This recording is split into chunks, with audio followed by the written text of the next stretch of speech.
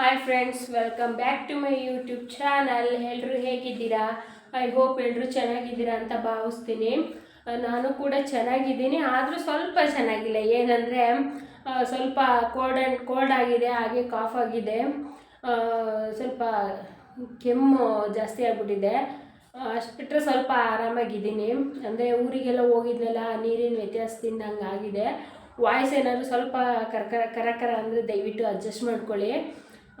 Medicine ತೊಗೊಂಡ್ಮೇಲೆ ಈಗ ಸ್ವಲ್ಪ ಆರಾಮಾಗಿದ್ದೀನಿ. ಹಂಗಾಗಿ ನಿನ್ನೆ ವಿಡಿಯೋದಲ್ಲಿ ಶಾಪಿಂಗ್ ಹೋಗಿ ಬಂದೆ. ಏನು ತೊಗೊಂಡೆ ಅಂತ ತೋರ್ಸೋಕ್ಕೆಲ್ಲ ಆಗಲಿಲ್ಲ, ಹುಷಾರಿರಲಿಲ್ಲಲ್ಲ, ಹಂಗಾಗಿ ಸ್ವಲ್ಪ ಸುಸ್ತಾದಂಗೆ ಆಯಿತು, ಆಗಲಿಲ್ಲ. ಸೊ ಹಂಗಾಗಿ ಈಗ ತೋರಿಸೋಣ ಅಂಥೇಳಿ ನಾನು ಈಗ ಸಂಜೆಯಿಂದ ವ್ಲಾಗ್ ಸ್ಟಾರ್ಟ್ ಮಾಡ್ತಾಯಿದ್ದೀನಿ.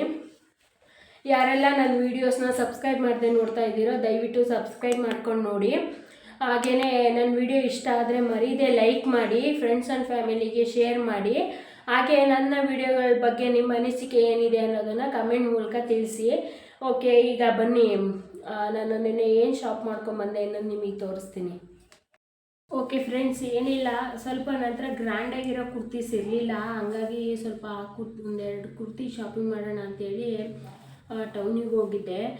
ನಾನು ತೊಗೊಳ್ತಾ ಇದ್ದಿದ್ದೀನಿ ನೋಡಿ, ನನ್ನ ಮಗ ನನಗೂ ಬೇಕು ಅಂತೇಳಿ ತೆಗೆಸ್ಕೊಂಡು ಬಂದ. ಅವನಿಗೂ ಒಂದೆರಡು ಶರ್ಟ್ ತೊಗೊಂಡ್ವಿ ನೋಡಿ. ಇಷ್ಟ ಆಯಿತು ಈ ಕಲರ್ ಅವನ ಹತ್ರ ಇರಲಿಲ್ಲ, ಚೆನ್ನಾಗಿ ಕಾಣುತ್ತೆ ಅಂತೇಳಿ ತೊಗೊಂಡೆ. ಇದು ಫಾರ್ಮಲ್ಲು, ಫುಲ್ ಕಾಟನ್ ಇದೆ. ಇದು ನಾನು ಪರ್ಚೇಸ್ ಮಾಡಿದ್ದು ಆಂಟಿ ಅಂಕಲ್ ಅಂತೇಳಿ ಒಂದು ಅಂಗಡಿ ಇದೆ ಇಲ್ಲೇ ನಮ್ಮ ಭದ್ರಾವತಿನಲ್ಲೇ. ಸೊ ಅಲ್ಲಿ ತೊಗೊಂಡೆ. ಇದು ತುಂಬ ಚೆನ್ನಾಗಿದೆ. ಇದು ಪ್ರೈಸ್ ಬಂದುಬಿಟ್ಟು 375. ಇದೊಂದು ಶರ್ಟಿಗೆ 375. ಹಾಗೆ ಇದ್ರ ಜೊತೆ ಈ ರೆಡ್ ಕಲರ್ ಒಂದು ಶರ್ಟ್ ತೊಗೊಂಡ್ವಿ. ರೆಡ್ ಕಲರ್ ಅವನ ಹತ್ರ ಇತ್ತು, ಬಟ್ ಆಗಲೇ ಚಿಕ್ಕದಾಗ್ಬಿಟ್ಟಿತ್ತು. ಹಂಗಾಗಿ ಏನು ಮಾಡಿದೆ, ಸ್ವಲ್ಪ ವೀಡಿಯೋದಲ್ಲಿ ಆಫ್ತಲ್ಲೇ ಕಾಣ್ತಾ ಇದೆ, ಹಂಗಾಗಿ ಹಿಂದಕ್ಕೆ ಹೋಗ್ತಾ ಇದ್ದೀನಿ.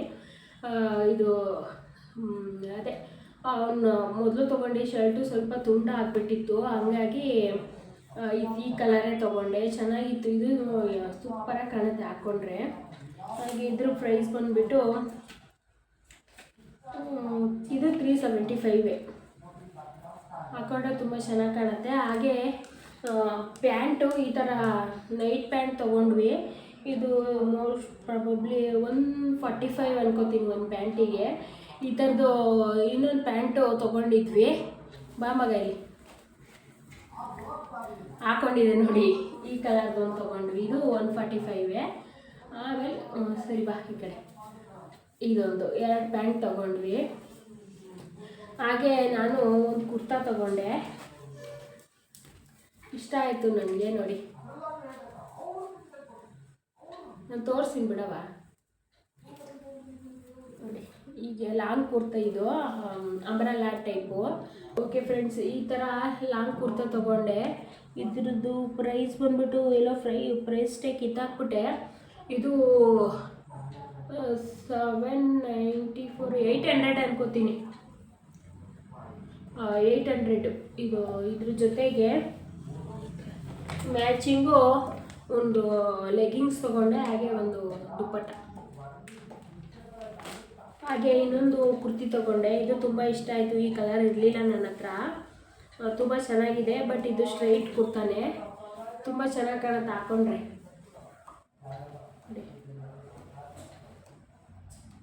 ಈ ರೀತಿ ಇದೆ. ಹಾಗೆ ಇದು ತೋಳಿಗೂ ಕೂಡ ಈ ರೀತಿ ಎಂಬ್ರಾಯ್ಡ್ರಿ ಕೊಟ್ಟಿದ್ದಾರೆ. ಇದೇ ವಾಷಬಲ್, ಏನೂ ಆಗಲ್ಲ, ಚೆನ್ನಾಗಿದೆ ಎಂಬ್ರಾಯ್ಡ್ರಿ. ಓಕೆ ಫ್ರೆಂಡ್ಸ್, ಹಾಗೆ ಇನ್ನು ನಾಳೆ ನಾವು ಇರಲ್ವಲ್ಲ, ಹಂಗಾಗಿ ಇದ್ರ ಪ್ರೈಸ್ ಹೇಳ್ತೀನಿ ಒಂದು ನಿಮಿಷ. ಇದು 830 ಇದ್ರ ಪ್ರೈಸ್ ಬಂದು ಇಲ್ಲೇ ಇದೆ.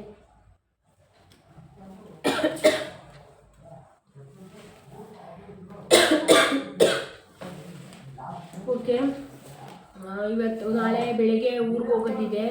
ನಮ್ಮ ಮಾಮಾರ ಮನೆ ಬೀಗ್ರೂಟ ಇದೆ, ಹಂಗಾಗಿ ನಾವು ಬೆಳಗ್ಗೆ ಊರಿಗೆ ಹೋಗಬೇಕು.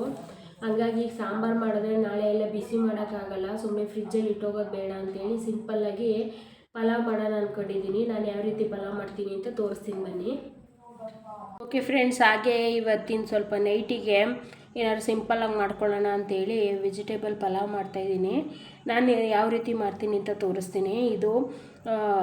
ಇದಕ್ಕೆ ಶುಂಠಿ, ಬೆಳ್ಳುಳ್ಳಿ ಹಾಗೆ ಹಸಿಮೆಣ್ಸಿನ್ಕಾಯಿನ ಸ್ವಲ್ಪ ಎಣ್ಣೆಲಿ ಫ್ರೈ ಮಾಡ್ಕೊಂಡು ರುಬ್ಬಿಟ್ಕೊಂಡಿದ್ದೀನಿ. ಇದೊಂದು ಮಸಾಲೆ.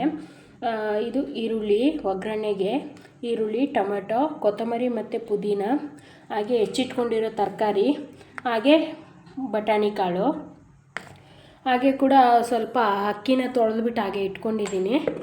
ಈಗ ಹೇಗೆ ಮಾಡೋದು ನೋಡೋಣ ಬನ್ನಿ. ಈಗ ನೆಕ್ಸ್ಟು ಇದಕ್ಕೆ ಕಟ್ ಮಾಡ್ಕೊಂಡಿರೋ ಈರುಳ್ಳಿ,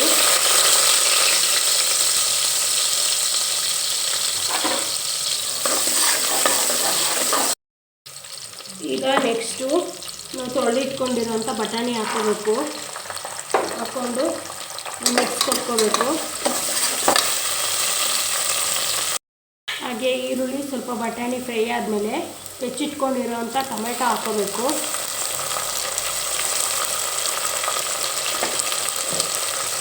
ಟೊಮೆಟೊ ಫ್ರೈ ಆಗ್ತಿದ್ದಂಗೆ ತೊಳೆದಿಟ್ಕೊಂಡಿರೋಂಥ ತರಕಾರಿ, ಇದರಲ್ಲಿ ಕ್ಯಾರೆಟು, ಹುಳಿಕಾಯಿ, ಗೆಡ್ಡೆಕೋಸು ಹಾಗೆ ಆಲೂಗೆಡ್ಡೆ ಇದೆ. ನಿಮ್ಗೆ ಯಾವ್ದು ಇಷ್ಟ ಆಗುತ್ತೋ ಅದನ್ನು ಬೇಕಾದ್ರೆ ಆ್ಯಡ್ ಮಾಡ್ಕೋಬೋದು. ಹಾಕ್ಕೊಂಡು ಒಂದು ಮಿಕ್ಸ್ ಕೊಟ್ಕೋಬೇಕು.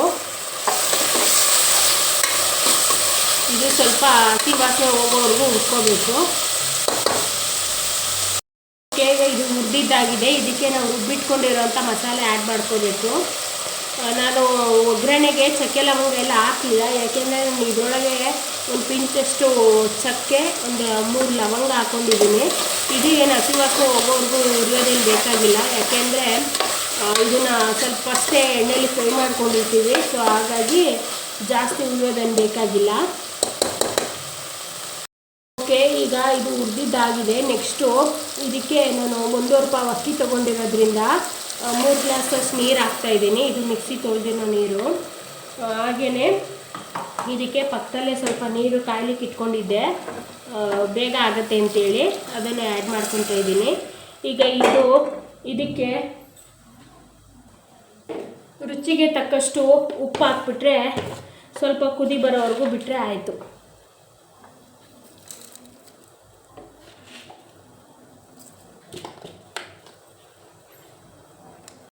ಓಕೆ ಫ್ರೆಂಡ್ಸ್, ಈಗ ನೀರು ಕುದಿ ಬಂದಿದೆ. ನಾವು ತೊಳೆದಿಟ್ಕೊಂಡಿರೋ ಅಂಥ ಅಕ್ಕಿನ ಅದಕ್ಕೆ ಸೇರಿಸ್ಕೋಬೇಕು. ಅಕ್ಕಿ ಸೇರಿಸ್ಕೊಂಡ್ಮೇಲೆ ಫೈನಲ್ ಟಚ್ ಆಗಿ ಕೊತ್ತಂಬರಿ ಸೊಪ್ಪು ಆ್ಯಡ್ ಮಾಡಿಕೊಂಡು, ಕೊತ್ತಂಬರಿ ಹಾಗೆ ಪುದೀನ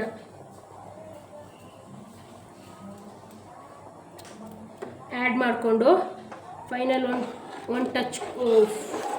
ಒಂದು ಮಿಕ್ಸ್ ಕೊಟ್ಕೊಂಡು ಇದಕ್ಕೆ ಕುಕ್ಕರ್ ವಿಷಲ್ ಮುಚ್ಚಿ 1 ರಿಂದ 2 ವಿಷಲ್ ಹೊಡೆಸ್ಕೊಂಡ್ರೆ ಪಲಾವ್ ರೆಡಿ ಆಗುತ್ತೆ. ಮುಚ್ತಾ ಇದ್ದೀನಿ.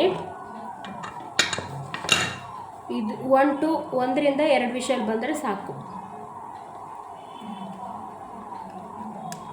ಓಕೆ ಫ್ರೆಂಡ್ಸ್, ಈಗ ಇದು ರೆಡಿಯಾಗಿದೆ. ವಿಷಲ್ ಕೂಡ ಆರಿದೆ ನೋಡಿ. ಈ ರೀತಿಯಾಗಿ ರೆಡಿಯಾಗಿದೆ ಪಲಾವು ನೋಡಿ.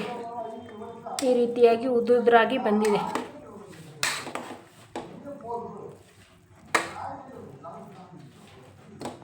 Simple pulao, vegetable pulao.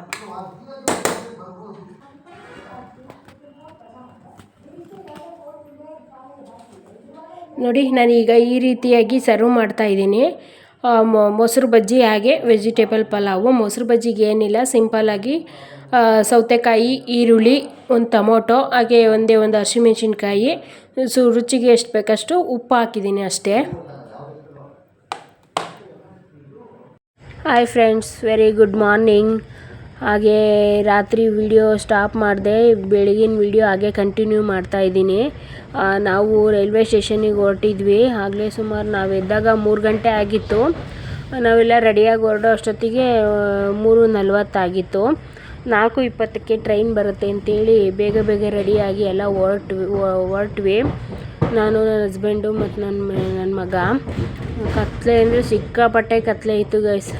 ನಾವೀಗ ಜಡಿಕಟ್ಟೆ ಹತ್ರದಲ್ಲಿ ಜಡಿಕಟ್ಟೆ ರೋಡಲ್ಲಿ ಹೋಗ್ತಾ ಇದ್ದೀವಿ.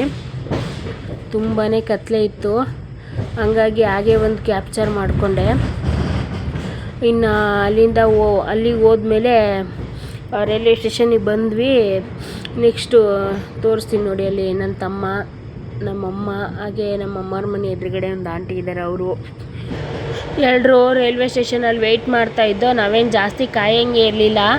4:20 ಕರೆಕ್ಟಾಗಿ ಬಂದೇ ಬಿಡ್ತು ಟ್ರೈನು. ಕೊನೆಗೆ ನಾವೆಲ್ಲರೂ ಹತ್ಕೊಂಡು, ಖಾಲಿ ಅಂದರೆ ಫುಲ್ಲು ಖಾಲಿ ಇತ್ತು. ಒಂದೊಂದು ಬೋಗಿಲಿ ಒಬ್ಬೊಬ್ಬರು ಮಲ್ಕೊಂಡ್ರು, ಒಂದೊಂದು ಸೀಟಲ್ಲಿ ಒಬ್ಬೊಬ್ಬರು ಮಲ್ಕೊಂಡ್ರು ಇನ್ನು ಬೇಜಾನ್ ಸೀಟ್ ಉಳಿದಿತ್ತು. ಈ ಥರ ಇದ್ದರೆ ಆರಾಮ್ಸೆ ಹೋಗ್ಬಿಡ್ಬೋದು. ನನ್ನ ತಮ್ಮ ಟ್ರೈನ್ ಬಂತು, ಹೊರಟಿದ್ದೀವಿ ಅಂತೆಲ್ಲ ಹೇಳ್ತಾ ಇದ್ದ. ಓಕೆ ಫ್ರೆಂಡ್ಸ್, ಇದಾಗಿತ್ತು ಇವತ್ತಿನ ವಿಡಿಯೋ. ಮತ್ತೆ ನಾಳಿನ ವಿಡಿಯೋದಲ್ಲಿ ಸಿಗೋಣ. Thank for watching.